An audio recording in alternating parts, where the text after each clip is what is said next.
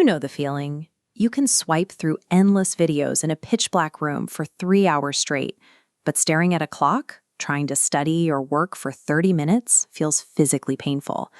The standard advice for this is simple. You just need more discipline. Try harder. White-knuckle your way through it. But in the late 1990s, a psychologist named Roy Baumeister set up a laboratory experiment to see if that advice actually holds up. He brought subjects in and gave them impossible puzzles to solve, the kind of logic tests deliberately designed to make you quit. Baumeister wasn't just testing their IQ. He wanted to see if our ability to focus is an infinite character trait we can summon at will, or a fragile resource we are accidentally burning through before the work even begins. Here is the catch. Before touching the puzzles, half the group was told to sit in front of fresh-baked cookies, but were strictly forbidden from eating them. The other half had no restrictions and could eat whatever they wanted.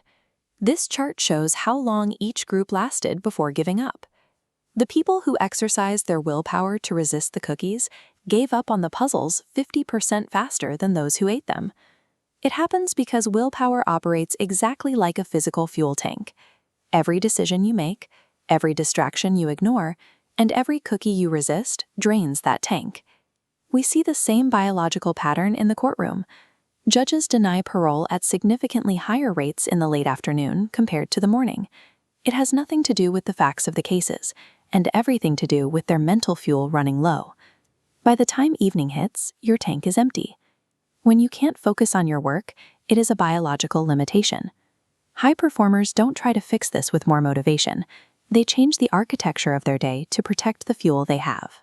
To actually get things done, high achievers do not chase discipline. They engineer external systems that take internal choice completely out of the equation. In 1519, a Spanish conquistador named Hernán Cortés landed in Mexico with roughly 600 men, facing an opposing empire of millions. His soldiers were terrified and wanted to go home, so Cortés did something radical. He ordered his men to burn every single one of their own ships to ashes. This is a forcing function. When retreat is an option, your brain negotiates and finds excuses. But when you eliminate Plan B, the brain stops bargaining and begins solving the immediate problem to survive. You can replicate this constraint today. Tell people what you are going to do, so social pressure corners you.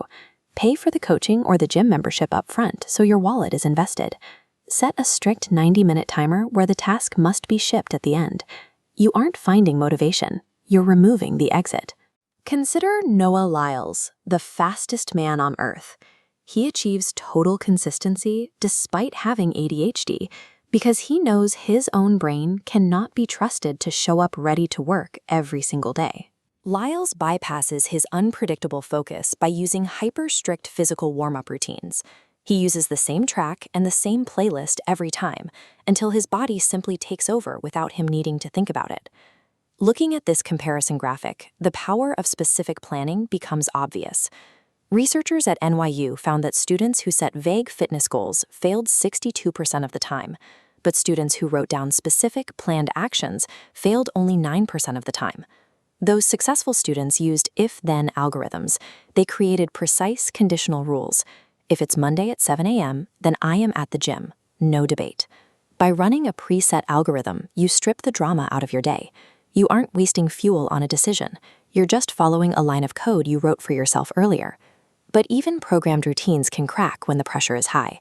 Dr. Atul Gawande investigated why brilliant, world-class surgeons were occasionally making fatal, elementary errors in the operating room. He implemented a simple 19-step checklist covering basic procedures, like confirming the patient's identity and marking the correct surgical site. This elementary list caused post-surgical patient deaths to drop by 47% across the hospitals where it was used. When your cognitive load peaks, your memory will fail you. Checklists solve this by offloading the burden of remembering from your mind onto a system, freeing up your brain's bandwidth for the actual work. Once you string these systems together, the nature of the effort changes. Harvard researchers saw this when they scanned the brains of Tibetan monks during deep meditation.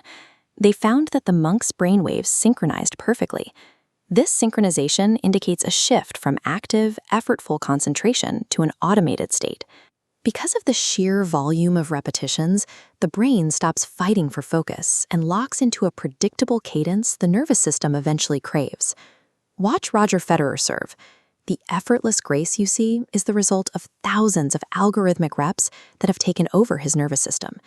At this stage, your brain stops chasing the reward and begins to crave the repetition itself.